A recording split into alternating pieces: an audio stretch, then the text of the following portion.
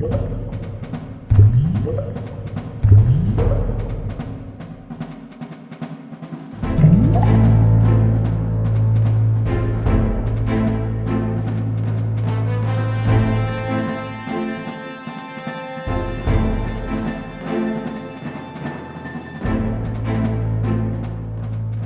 everybody, welcome to Board Online, Board Offline. We're bringing you the setup for a gameplay that I'm very excited to bring to you. This is a game called Pax Emancipation. This is by Phil Eklund.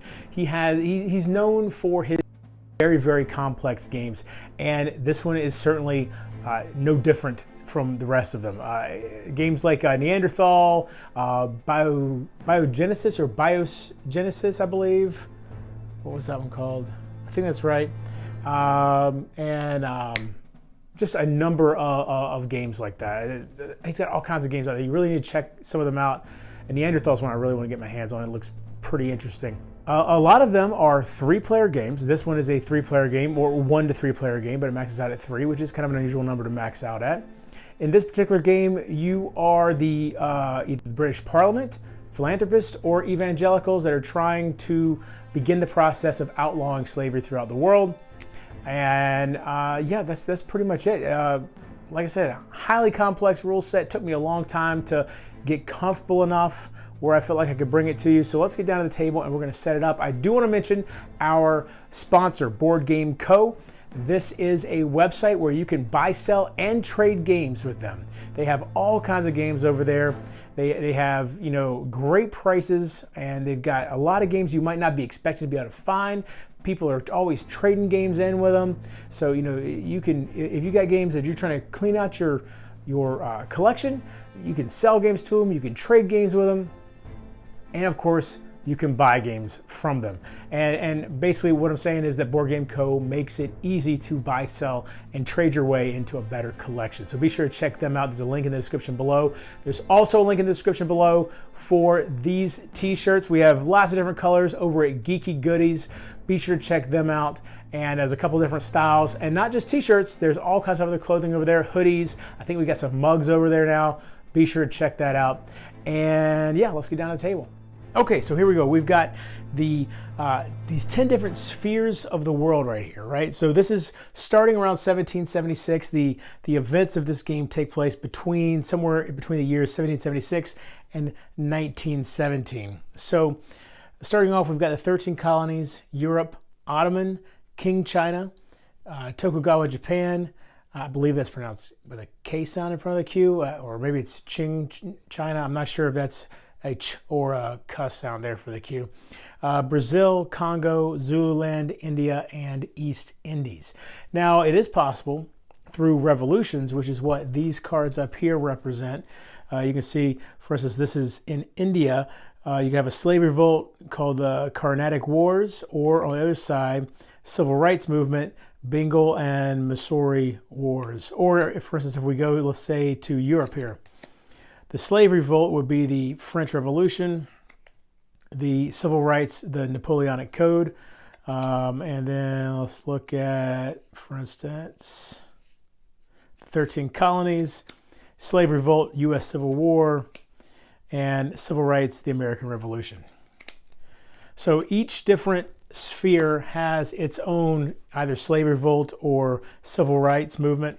And if a successful revolt occurs, then it will flip from this time period to a more modern time period, the United States of America in this case, or if it's Europe, obviously you got Europe, and then you've got the First French Empire, or down here in the Congo, it would turn into Congo Free State. These chits right here, you can see there's different numbers depending on what country it's in. These are barriers to freedom. Okay, so for instance, here in America, one of the barriers to freedom is the Ku Klux Klan. The other two in the 13 colonies are the Jim Crow segregation and fugitive slave law. And so for each of the spheres, there's different barriers that actually existed in real life. So down here in Western Africa, for instance, here is witch doctors. And in India, for instance, we've got the French EIC monopoly.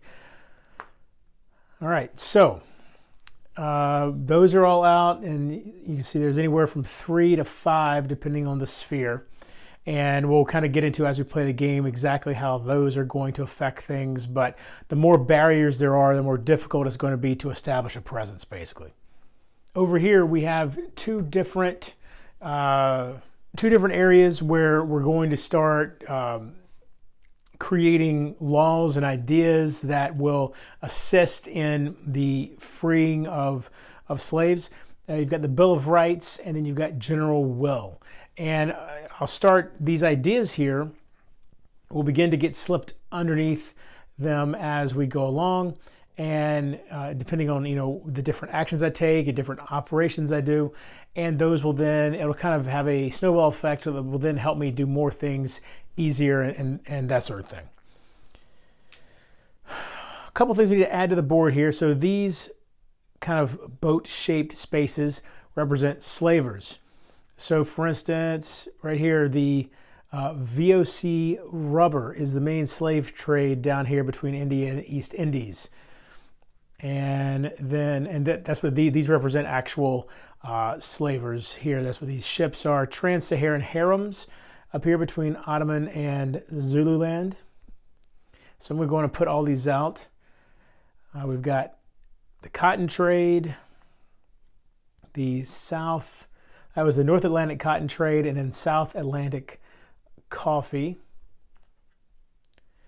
Caribbean sugar, Canton opium, Pacific tea, Zanzibar ivory, and Barbary pirates. So those pirates, one of the things that they do, for instance, is they're going to make it more difficult, more expensive anyway, for me to use the suffrage operation to remove barriers. And the barriers, by the way, increase the cost of all kinds of things, such as posting administrators in certain areas. They also increase the cost of manumissions, which are a way of freeing slaves as well. And but the barriers, besides making things more expensive, they can be very dangerous. They can actually end up killing your administrators and also freed slaves as well, and regressing the progress that you've made there. Okay, so what else? This right here represents what they call media attention. This is an elephant. Media attention on a specific region. Mechanically, what it is that when certain actions and operations will require me to move that elephant to a particular sphere, and when I move it to that sphere, other operations and actions that require the elephant have to be done in that sphere for that turn. So in other words, I can't move the elephant more than once. I don't have to do one of those actions or operations. Some of them don't require the elephant to move, and if that's the case, then it's going to move randomly, which can be dangerous. But if I do move it, then anything else that requires the elephant to move must be completed in that sphere. So for instance, if I moved it here to St. Petersburg in Ottoman, then any other operation that required the elephant would have to happen here in Ottoman that turn. Okay, but it starts at London is where it starts. Okay, now you can see there's some there's a colored dot there, some squares here. These are going to be administrators. So for the red color, that is the British Parliament. Starts, obviously in London, and then there is a freed slave. Basically, every black block you see here represents a enslaved population, and when you put one of these meeples on that enslaved population, it represents slaves that were freed by that particular color. So in this case, that's the British Parliament that freed that population. And even though I'm not using the white color, which is evangelicals that are trying to free slaves, they do still start on the board in certain places. And the green are philanthropists that are trying to free slaves. And so you can see Europe starts pretty much, all the slaves are freed, and there's only one admin spot that is not filled to begin with. We also have British Parliament over here in Virginia.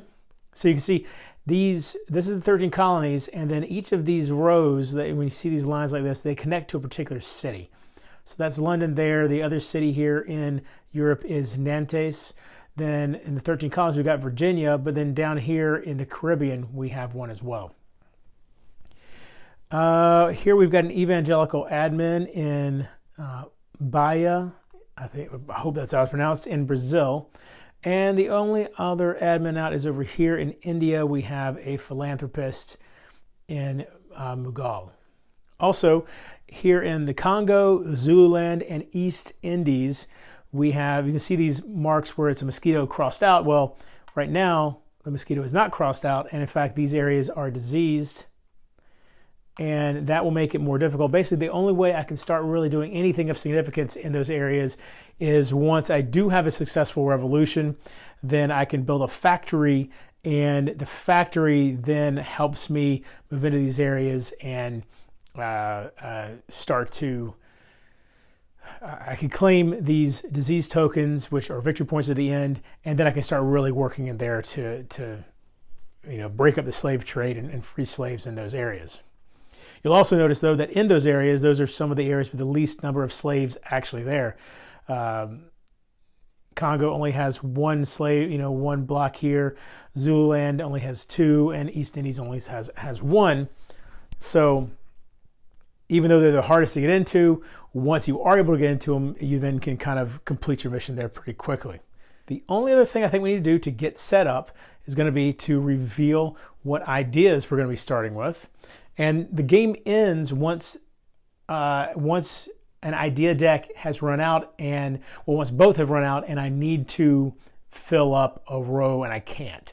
So there's 16 cards in each of these decks. So let's look and see what ideas we're going to be starting with. All right, so for Western ideas, we've got the consent of the governed. And let me show you these cards real quick. So on here, a couple different things. These right here will become important once I'm able to successfully legislate, which is an action that will add these to the Bill of Rights or the general will.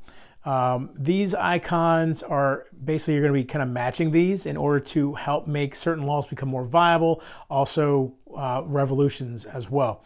The consent of the governed is the whole idea that is what it is. This is the person, or in this case, a group, I guess, that came up with this idea. This arrow means that if certain conditions would make me discard this, instead it'll actually slide over into the Eastern ideas column, which kind of represents how Western ideas began to push into Eastern culture as colonization and stuff began. These are different ops that I can do. This is the Westernized op, which creates a freed slave as long as certain conditions are met. And this is the plebiscite op, which helps me add law to the general will over there. And this number is involved with the revolutions when they come out, and I'll explain that when it happens. All right, so the consent of the governed. We've got idea of progress, and I'll show these to you as they happen, if they're different than what we've seen before. That is suffrage, which allows me to break down a barrier. We've got colonial altruism. This is a maritime, is that what's called? Maritime operation, which allows me to either break down purple barriers, which are specifically blockades, or attack slavers, or what's the other one? Oh yeah, if there is anarchy that has begun to build, which is represented by black discs, I'll show you that in a second, then the maritime operation can take care of that. Here we've got literacy, which allows you to add a dissident to the area. Dissidents are important for creating revolutions, as is anarchy, actually. Anarchy can be dangerous, but it also is important for being able to successfully create a revolt. And again, westernize, which we already talked about. Here we've got faith and duty. So you can see this one has nothing here at all. So this one is all about creating the matches over there in the displays. All right, here we've got Colombo dos Palmares. I hope I'm pronouncing right. We've already seen that one. And again, these we'll talk about as we get to the point where we're able to start legislating. Or you know what? Let's go and talk about those real quick right now too. So this symbol right here is revolutionary. So a new agent from the pool, meaning, and I'll show you my pool in a second versus my actual economy board. But so this one I don't take from the economy board, I would take from the pool, and I can place it on a revolution. So that could be super helpful instead of having to actually pay for that. This symbol right here is post. I can add a new agent from the pool as an admin, and you can see it actually has, it says Natal, so I'd actually have to put it on Natal. Down here is where that admin would go. And this symbol is, what's it called? Claim barrier. So in this case, a white barrier. It could also possibly be red. And I can claim that from anywhere on the board, I believe. I'll have to double check that. I'm sorry, not from anywhere on the board. It's from specifically where the elephant is at the time. And we get one more Western idea to start off with. And really, I forgot, these should be face up. I'll flip them over in a second. We've got rationalism, all right? So, and that's another symbol we haven't seen before, which is syndication. It allows me to put a new agent from the pool into the market as a okay, well, basically, in order to use these ops that you've seen here, I actually have to have an agent on the card, and it's called syndicating, and so that would allow me to syndicate one of these ideas. Okay, so now let's take a look at Eastern ideas. First, I'm going to flip these over. Really, I should have been drawing from this side, but what's the difference, right? We haven't started the game yet. So we're going to flip the Eastern ideas over. So first off, we've got the Sepoy Mutiny, and we've seen that, and that's the manumission, which is another way to free slaves through spending gold rather than westernize, which is a doesn't have any costs associated with it, but has some preconditions instead. Okay, here we've got the Decembrist Union of Prosperity, and I think we've seen all those symbols already. Oh, and you can see this one, how this is red or white barrier. Here we've got the Dungan Race Revolt, the Nada Parliamentarianism. Yep, all those we've seen, okay. The Mamluk Slave Revolt. And finally, the Opium Wars. The last thing I need to show you is this board down here. So here are my pools right here. These are all my Freedman pool right here and my admin pool. This is my factory for Parliament, and the same thing for the philanthropists. These black discs are anarchy. They count as one victory point if they are in my pool at the end of the game, in my victory point pool. And so basically I start with 9 victory points. However, each of these guys has a precondition that they have to meet before any of their victory points can be counted. So for Parliament, they get no victory points if the number of red agents is less than slavers, number of red agents on the map. So right now I have 2 red agents on the map, and there's 1, 2, 3, 4, 5, 6, 7, 8, 9 slavers. So one of the things that Parliament really is going to be focusing on is getting rid of slavers as we go through the game.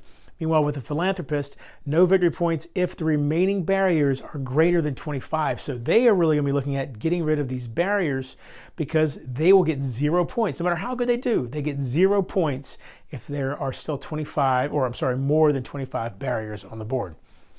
And this area right here is just a cheat sheet basically for what for what the different actions are, and then what the different operations are, and basically how you work through an entire turn. Not the easiest thing to read when you're first playing, but once you understand the rules, and this will be my, I think, 7th game of Pax Emancipation that I've played, and I really feel like just now do I feel super comfortable. I played it that many times to get comfortable enough to give y'all a gameplay. Normally I play a game 2 or 3 times and I'll do a gameplay, but this time I really wanted to make sure I got these rules down. I'm feeling pretty good about it. But that's the whole point of that, is to tell you that this doesn't make any sense until you've really started getting to the rules pretty well stuck in your head. These admins, you can see there's three. This is called the capital, this is called wealth, and this is called debt. So if you need to spend, say, 2 gold, you just move an admin down 1 space, that's 1 gold, and down 1, that's 2 gold. Or alternatively, I could have moved 1 down from here and then 1 down here. And that's how that works. And then through fundraising, which is one of my actions here, that's how you can bring gold back up. So yeah, that's the setup for Pax Emancipation. As you can see, we'll be playing the advanced game. So the basic game is good for learning, but it really leaves a lot to be desired as far as what you're capable of. There's some things that you run into when you're playing the basic game that you might kind of back yourself into a corner a little bit easier than this game. So very excited to bring this advanced game to you. I've already filmed it, just got to edit the rest of the videos, so it should be up hopefully in just a few days. And be sure to come back and check that out, and find me on Twitter @boredoffline. Until next time, if you're bored online, board offline.